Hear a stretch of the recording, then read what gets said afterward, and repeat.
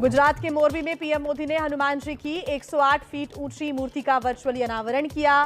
चारधाम परियोजना के तहत ये बजरंग बली की दूसरी प्रतिमा। हनुमान जी की मूर्तियों की स्थापना का ही संकल्प नहीं है, बल्कि ये एक भारत श्रेष्ठ भारत के संकल्प का भी हिस्सा है।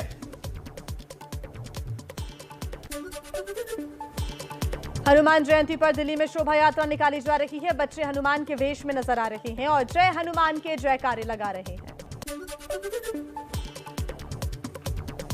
मध्य प्रदेश के जबलपुर में पचमढ़ा हनुमान मंदिर में भगवान को लगाया जाएगा 1 टन लड्डू का भोग। 3 राज्यों के कारीगर मिलकर कर रहे हैं लड्डू तैयार। महाराष्ट्र के नागपुर में संकट मोचन मंदिर में बड़े हनुमान जी के दर्शन के लिए पहुंच रहे हैं श्रद्धालु। रामनगरी अयोध्या में प्रसिद्ध गायक सुखविंदर सिंह ने हनुमान चालीसा एल्बम लॉन्च किया। हनुमान जयंती के मौके पर चालीसा पाठ रिलीज किया गया। वाराणसी दौरे पर उपराष्ट्रपति एम वेंकैया नायडू, काशी विश्वनाथ मंदिर और काल भैरव मंदिर में की पूजा। हनुमान जयंती पर भोपाल में आज शाम निकलेगा जुलूस। बड़े जुलूस पर ध्यान देने के लिए छोटे जुलूस निकालने पर रोक लगा दी गई है। भोपाल में जुलूस को 16 शर्तों के साथ मिली मंजूरी।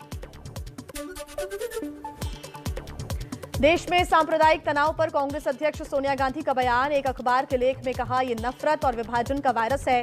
एक राष्ट्र के रूप में हमें नुकसान पहुंचाता है। राज ठाकरे को अवैसी कहने पर भड़की राज ठाकरे की पार्टी। एमएनएस का शिवसेना के खिलाफ प्रदर्शन। सामना के दफ्तर के सामने एमएनएस ने बैनर लगाए।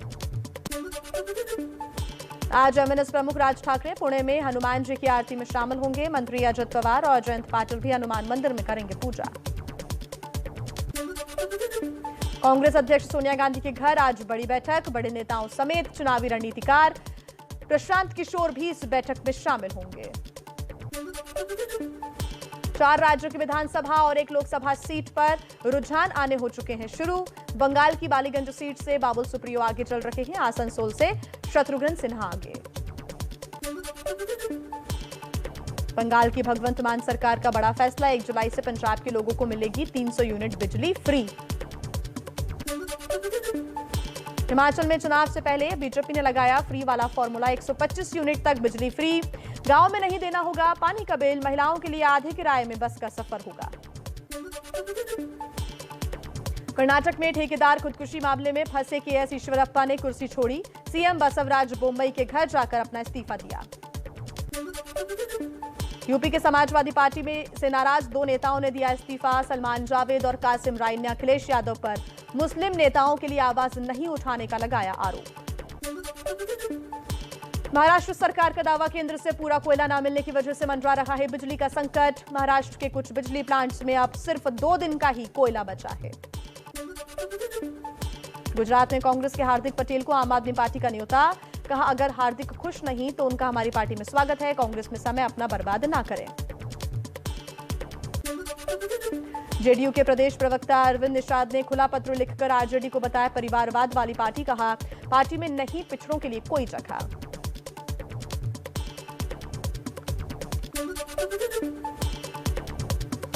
खरगोन हिंसा के बाद एमपी पुलिस का बड़ा आदेश। सोशल मीडिया पर भड़काऊ पोस्ट डाली तो होगी बड़ी कार्रवाई।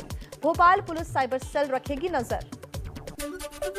मध्य प्रदेश के खरगोन में हिंसा के 6 दिन बाद भी इलाके में है कर्फ्यू। जरूरी सामान खरीदने के लिए सुबह और शाम कर्फ्यू में 2-2 घंटे की ढील दी गई है। उत्तर प्रदेश के प्रयागराज में एक ही परिवार के 5 लोगों की हत्या से सनसनी। पति पत्नी और 3 नाबालिग बेटियों को मौत के घाट उतारा। शुरुआती जांच में परिवार के मुखिया पर हत्या का शक। खुदकुशी से पहले परिवार की हत्या की आशंका। प्रयागराज में 5 लोगों की निर्मम हत्या की वारदात पर एसपी अध्यक्ष अखिलेश यादव का योगी सरकार पर निशाना। कहा, यूपी में बीजेपी 2.0 के राज में यूपी डूबा अपराध में। अलीगढ़ में महिला से ऑटो ड्राइवर और 2 लोगों ने रेप किया। पुलिस केस दर्ज कर जांच में जुटी।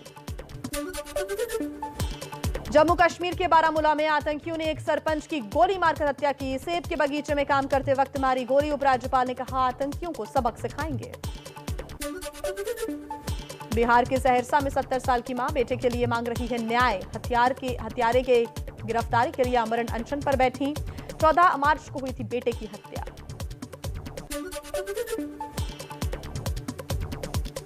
गुजरात के आणंद में चला हिंसा के आरोपी की संपत्ति पर बुलडोजर। रामनवमी के दिन हुई हिंसा और पथराव के बाद सरकार ने लिया एक्शन। असम की बारपेटा में भारी बारिश और बिजली गिरने से एक की मौत, कई घर तबाह। आंधी की चपेट में आए कई पेड़। छत्तीसगढ़ के गरियाबंद में बांध के पानी में डूबने से 3 लोगों की मौत। कुकदा बांध में पिकनिक मनाने के लिए तीनों दोस्त पहुंचे थे। दिल्ली में भ्रष्टाचार का बड़ा खुलासा। नगर निगम के 7 पार्षद और एक इंजीनियर लाखों की घूस मांगते कैमरे में कैद। एबीपी न्यूज के ऑपरेशन पी से हुआ बेनकाब।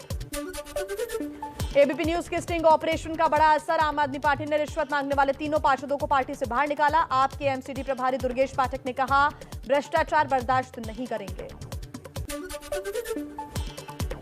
एबीपी न्यूज के ऑपरेशन पी का असर।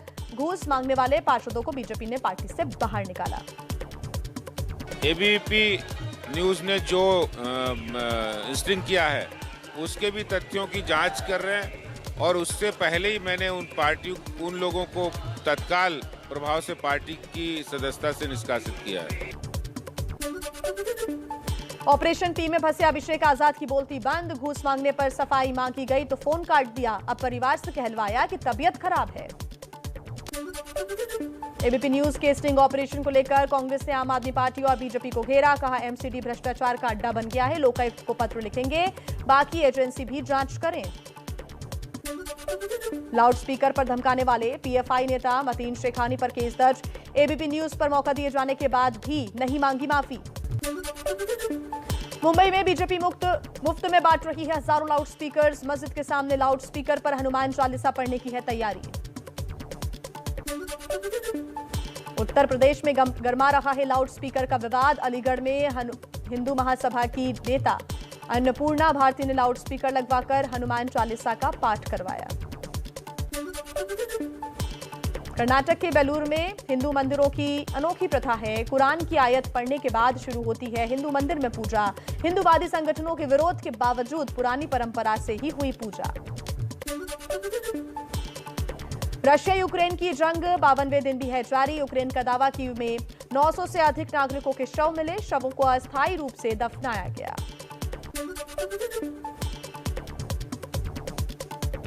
यूक्रेन में रूसी सैनिकों के जले हुए शव मिलने से हड़कंप। तबाह रूसी टैंक के मलबे में फंसी हुई मिली रूसी सैनिकों की डेड बॉडी। युद्ध के बीच जल्द यूक्रेन का दौरा कर सकते हैं अमेरिकी राष्ट्रपति जो बाइडेन। उन्होंने कहा कि मैं कीव जाने के लिए तैयार हूं।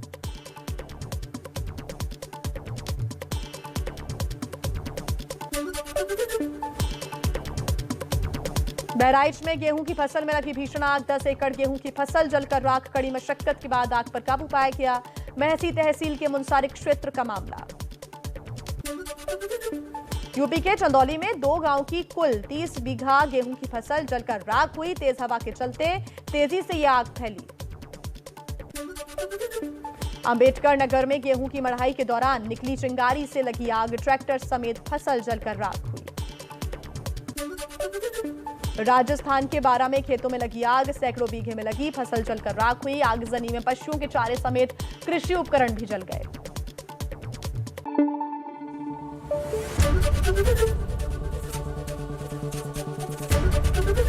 एबीपी न्यूज आपको रखे आगे।